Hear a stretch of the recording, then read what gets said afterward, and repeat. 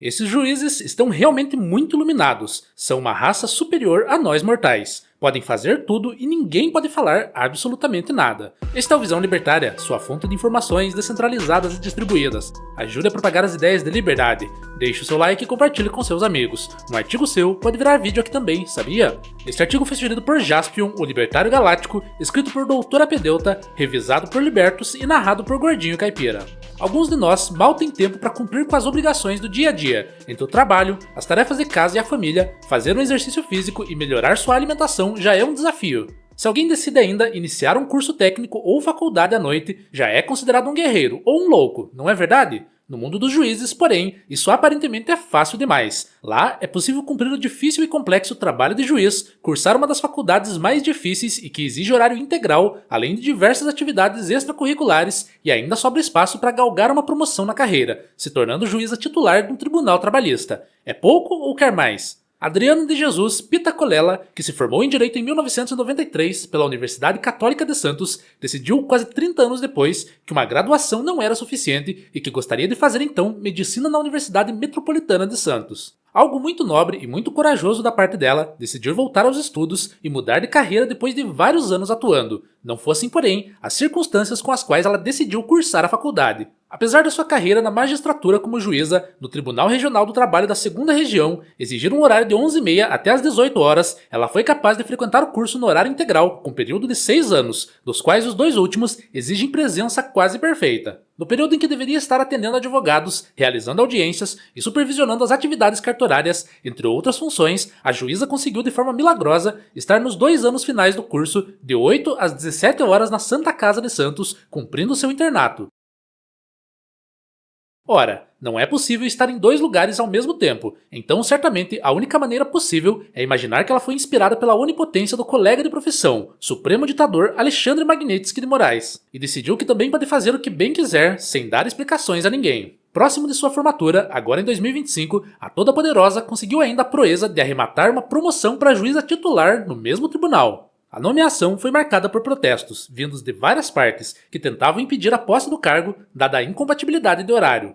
Mesmo no meio das controvérsias, o presidente do tribunal, desembargador Valdir Florindo, ignorou os apelos e bateu o martelo a favor de Adriana. Nunca se pode subestimar a capacidade dos parasitas de se protegerem contra as defesas do hospedeiro. O tribunal saiu em defesa da magistrada, argumentando que o artigo 95 da Constituição Federal proíbe aos juízes o exercício de outra profissão que não seja de ensino, mas que não proíbe as atividades acadêmicas, como se esse fosse o problema. Esse acrescentou que a Lei Orgânica da Magistratura não impõe horário fixo de trabalho aos juízes, que devem atuar em todos os dias do expediente forense e cumprir presença mínima de 3 dias por semana, conforme decisão do CNJ.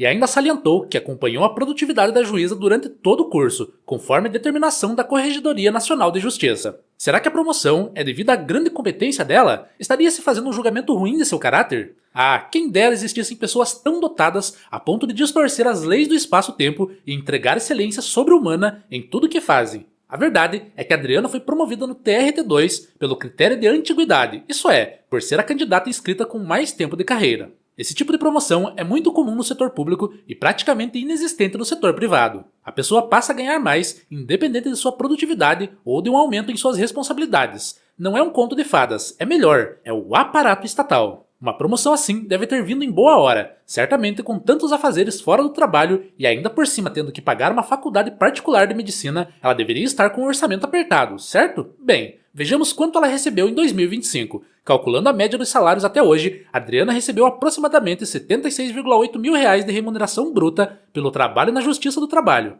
Com os descontos, a remuneração líquida fica em torno de R$ 56 mil. O valor excede e muito o teto constitucional de R$ 46.366,19 e deixa tudo com um gosto ainda mais amargo para o pagador de impostos. É claro, se você for um estatista não vai reclamar. Na verdade, vai ter um monte de argumentos a favor desse salário altíssimo às custas do povo. Não se deve esquecer que se trata de um salário para uma juíza de um tribunal trabalhista, instituição que é uma aberração brasileira no mundo jurídico. Não há no mundo um sistema de justiça do trabalho com as 3 instâncias atuando em hierarquia própria e exclusivamente em questões trabalhistas. O que existem são especializações de algumas varas que tratam a justiça trabalhista como uma relação contratual, como deve ser. Esse elefante branco, ou estaria mais para uma manada de elefantes brancos, foram instituídos por ninguém menos do que o fascista de estimação da esquerda, Getúlio Vargas. Junto da atrasada CLT, hoje ofensa entre os jovens, vieram em ordem de hierarquia as varas do trabalho, os tribunais regionais do trabalho, um dos quais Adriana trabalha, e o Tribunal Superior do Trabalho. Todos eles vêm abarrotados de funcionários públicos, recebendo até mais do que ela recebe. A atuação da imensa maioria dos juízes desses tribunais em geral encarece a contratação no Brasil, engessando a economia e empobrecendo a todos no processo. Isso sem contar com a atuação política, buscando proibir trabalho por aplicativos, relações de trabalho fora da CLT e o uso de CNPJ como alternativa aos caros impostos que a legislação impõe a quem assina ou tem sua carteira de trabalho assinada. Não dá para demonizá-la apenas porque o caso ganhou notoriedade. Ela não é a única juíza com proceder duvidoso. Coisas ainda piores acontecem no judiciário brasileiro e, mesmo assim, os responsáveis saem impunes. E é por isso que a justiça estatal não é justiça de verdade. Justiça deveria ser feita por quem tem reputação a zelar, por quem pode sofrer com as consequências de uma decisão tendenciosa ou feita sem a devida atenção ao processo. Quando a punição maior para um magistrado é a aposentadoria compulsória, acabou-se os incentivos naturais para que a justiça seja feita com qualidade.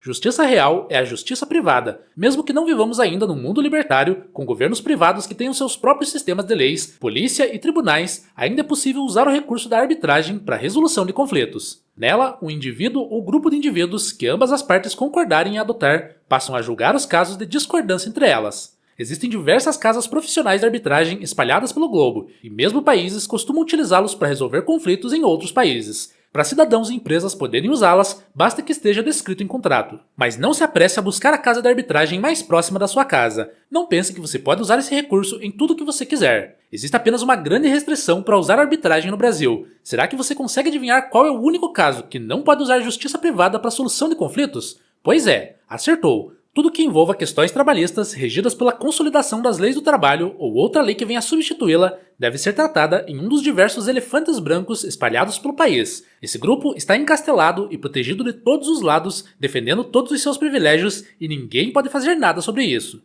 Então, resumindo, uma juíza com um salário obsceno, pago com o dinheiro de todos nós, atuando num tribunal que é em si só uma fonte de atraso para o Brasil, foi promovida sem qualquer critério de produtividade ou de qualidade e recebeu apoio do presidente do tribunal, apesar dos protestos que apontavam a incompatibilidade de horários entre sua atividade e a graduação em medicina. Não é exagero dizer que alguém está mentindo aqui, senhoras e senhores. Não sabemos se é a faculdade, se é o TRT2 na figura de seu presidente, se é a própria Adriana, seus estagiários no tribunal, ou se todos esses estão juntamente cooperando para que esse espetáculo ocorra. Até onde se sabe, as leis da física não estão sob jurisdição do judiciário brasileiro, então não tem como distorcer as 24 horas do dia para fazerem caber todas essas atividades. E como será daqui para frente? Depois de formada, ela vai atender durante o expediente do tribunal também? Vai proferir sentenças, enquanto olha a garganta do seu Zé? Quem estiver passando mal pode ir ao tribunal para procurar ela? Será que ela vai fazer residência médica, que tem uma carga horária ainda mais puxada que o internato, e ainda assim, milagrosamente conciliar com a magistratura? A única certeza é a seguinte: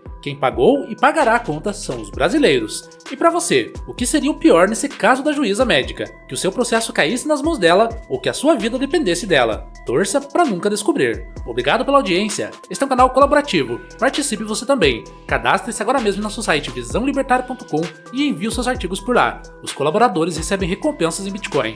Inscreva-se no canal e clique no botão da campainha para ser avisado de novos vídeos. Até a próxima!